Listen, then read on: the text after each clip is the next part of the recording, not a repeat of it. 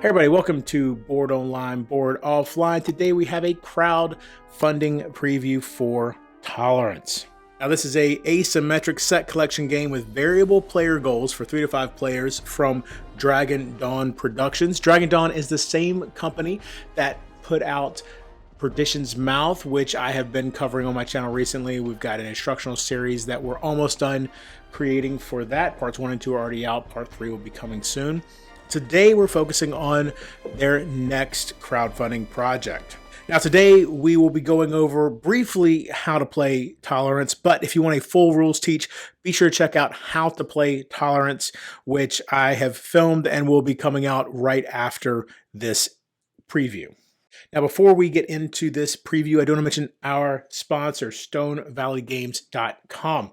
This is a fantastic, friendly, distant game store that you can find just about everything you're looking for the tabletop hobby. They have a wide variety of stuff, not just the new classics and old hotness of board gaming. They also have role-playing stuff. They've got collectible card game stuff. A very, very in-depth, diverse group of games over there for you to go and check out and really dive into. They have several programs. They've got a loyalty program for return customers. If you live in the continental United States and you order $100 or more for them, they'll ship to you for free. And if you're in the United States military and are stationed overseas with an AA, AE, or AP address, they'll ship to you for free as well. So be sure to go check all of that out. There's a link in the description below. Now, Tolerance takes place over 3 rounds. In each round, a different monarch is going to be in control.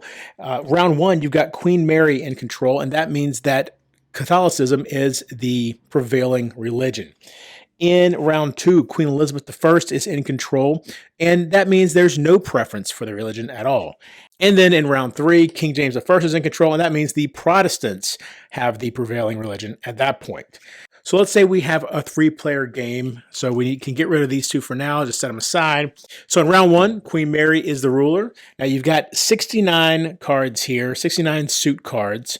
On these cards, you've got the rank, which is the number here. You've got the suit. There are 4 suits plus a wild suit, so 5 total.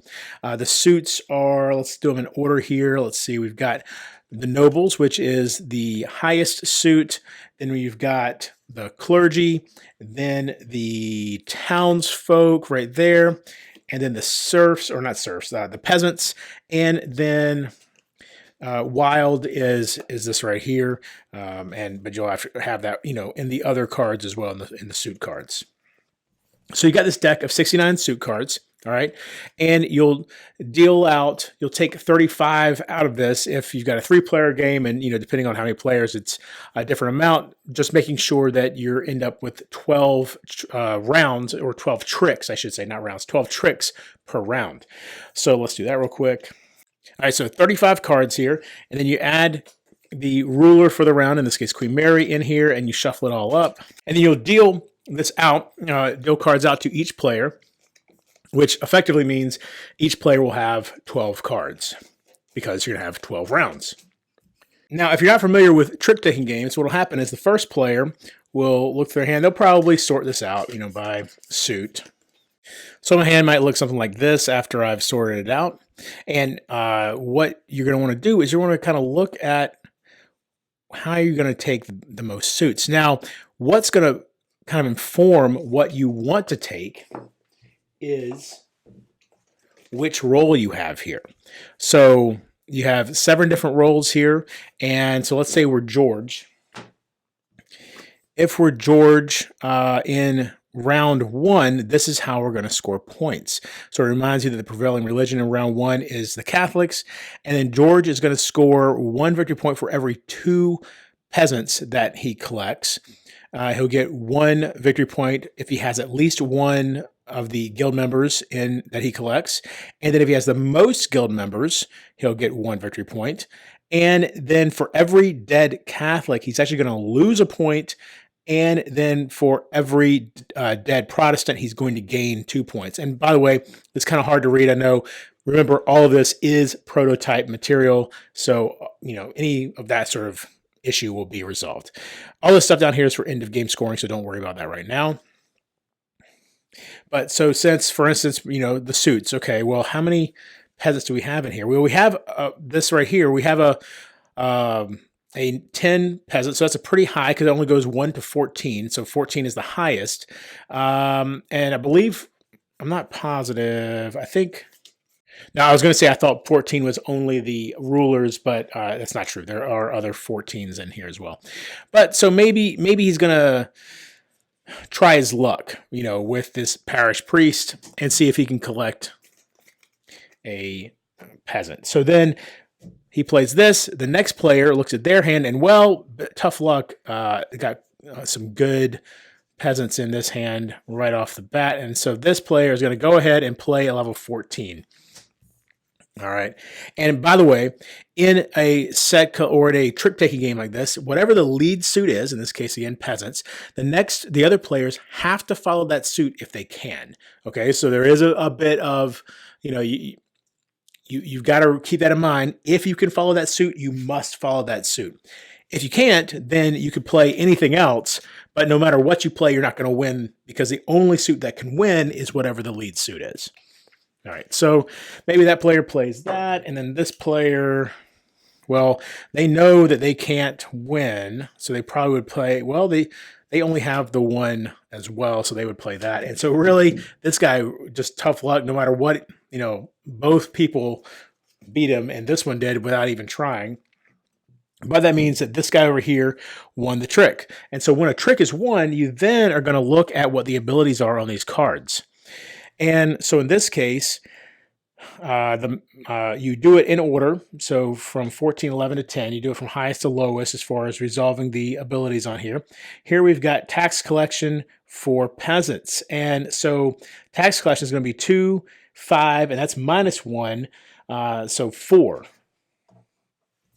So that player would then take their score sheet and they would jot down for, however they want to keep track of it, but they're going to keep track of their money here. So they start with 5, so they'd be up to 9 at that point.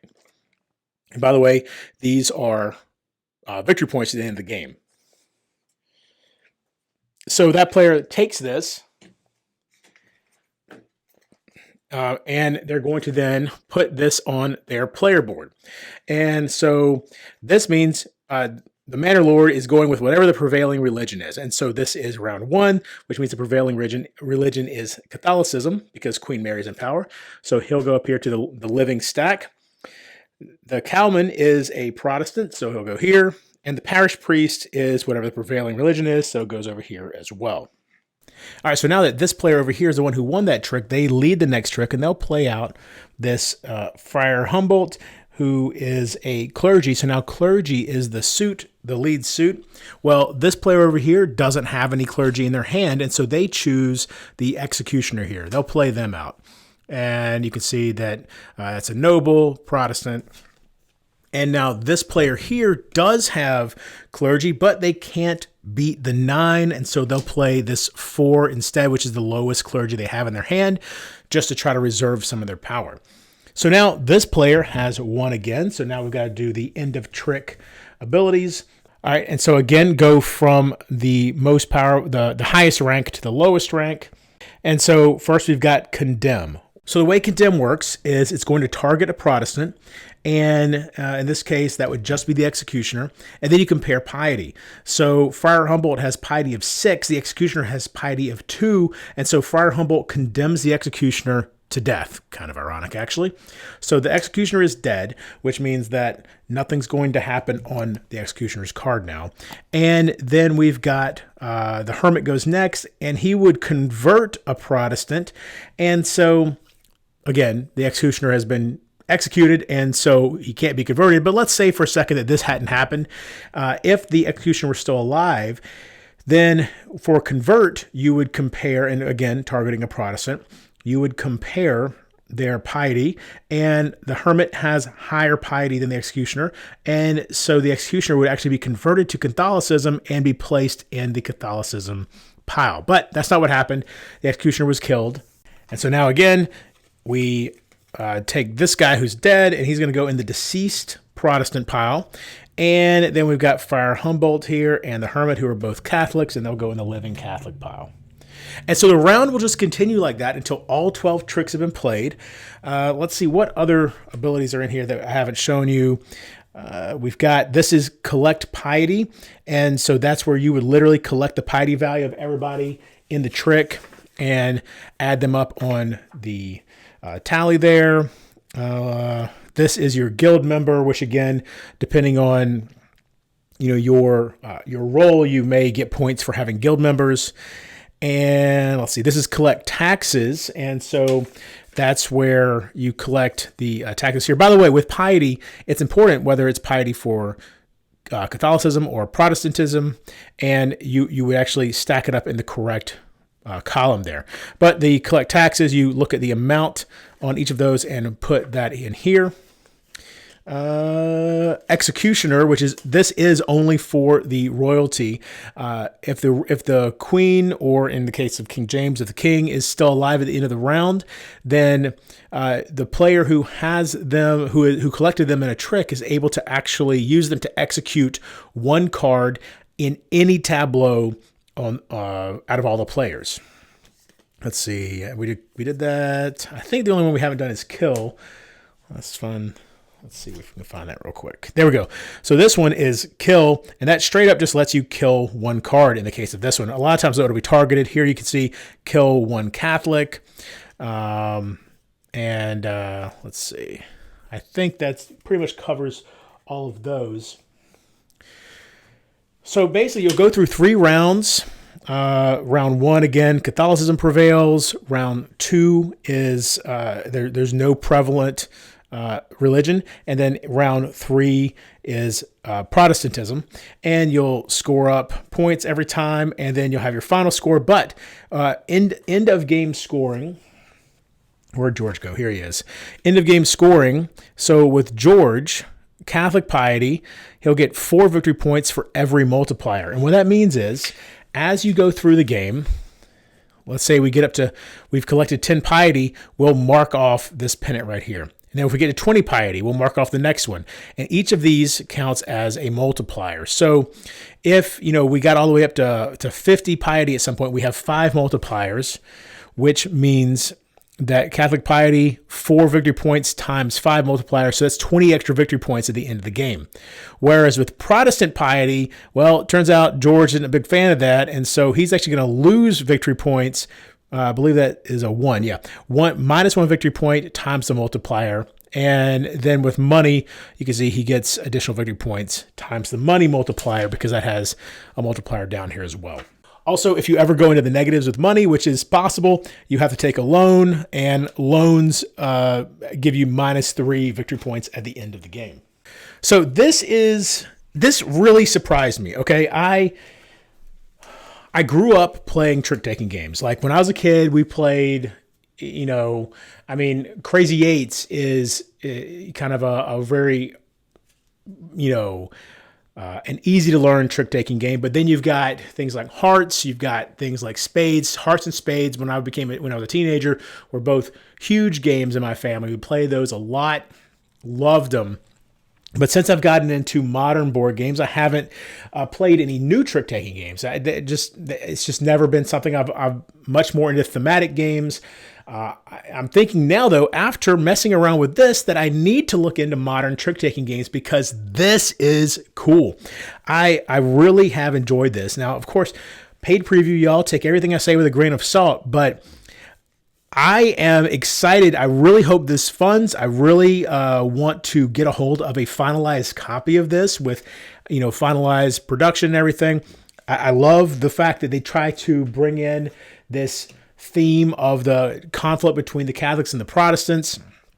I love that you have all this, like, just kind of very interesting artwork that works with like it makes sense when you see the tax collector. He is, he collects taxes. The executioner over here is collecting piety from the peasants and the nobility. But then where was the witch hunter? Where is he? The witch hunter, for instance. Ah, yeah, witch hunter. So he's hunting down Catholics and killing Catholics. The plague bearer here kills one of anything. What these cards are makes a ton of sense, and having this thematic flair to it. Now, by the way, when you first start playing, you do have these 7 rolls, right? But if you want to just ease into it, on the back you have these completely symmetric roll of Bertram the Balanced. Everybody could be Bertram the Balanced. But I love these rolls that give you these different things that you're trying to collect. It makes you really think about what you're doing. You know, it's not just about collecting the sets. It's about how can you leverage the powers here to better fit what your personal goals and agendas are. And by the way, there's a variant where you can play. It's not a real big variant. I mean, it's very easy to do, called Hidden Agendas, where you keep your role secret, and so no one really knows what your agenda is. You know, whereas if you have it open, everybody can kind of guess what you're trying to aim for. Tolerance makes me want to really look into trick-taking games again. Tolerance makes me want to get back into trick-taking games, because learning this game gave me the same feeling I had as, you know, when I used to really be digging into how to play hearts and the best strategies and how to read people. And oh my gosh, this really did excite me a lot, learning what was in here.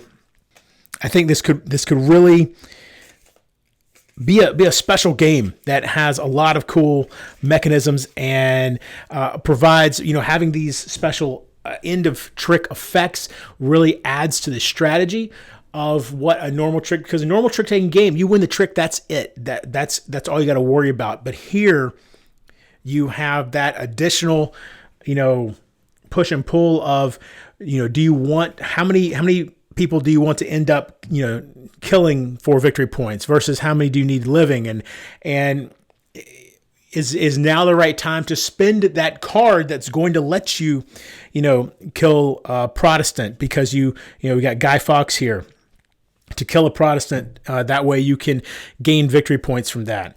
Or do you want to hold on to him because maybe you're not going to win the trick? Maybe that 6 is just not enough, you know, and so you're going to hold on to him, hold back until you think you got a better shot of winning the trick. And then, of course, the wild cards, they can be declared. When you play the wild card, you can declare it as any suit you want, which is another cool way of, you know, if you don't have the suit necessary to win, maybe you have a wild card that can do it for you, and so you still have a shot at winning.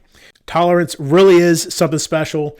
It is again, I have got to not only does it make me want to get a hold of the final version of this game, but it makes me want to look into what else is available in trick taking right now, because if, you know, this right here is so intriguing and has so many cool ideas and cool concepts, and just provides you with a ton of great choices as you play the game. So that is our preview of Tolerance. It will begin its crowdfunding campaign very soon. Click on the link in the description below to get over there and see everything else that they have to show you about Tolerance. I really think this is something that if you enjoy trick taking at all, you need to give this one a look. Now, also coming up on our channel, there's lots of great things. We've got How to Play Perdition's Mouth Part 3, the final part in that series, which again, Perdition's Mouth is from this same company, completely different game. It's a massive Euro-style dungeon crawl, very intriguing. I can't wait to get some gameplays for that on the channel. But again, part 3 of the instructional series will be coming up very soon for that. We've got How to Play Aeon Trespass Odyssey, that series continuing. How to Play Frosthaven, that series continuing. And How to Play Australia, all coming up very soon. And until next time, if you're bored online, board offline.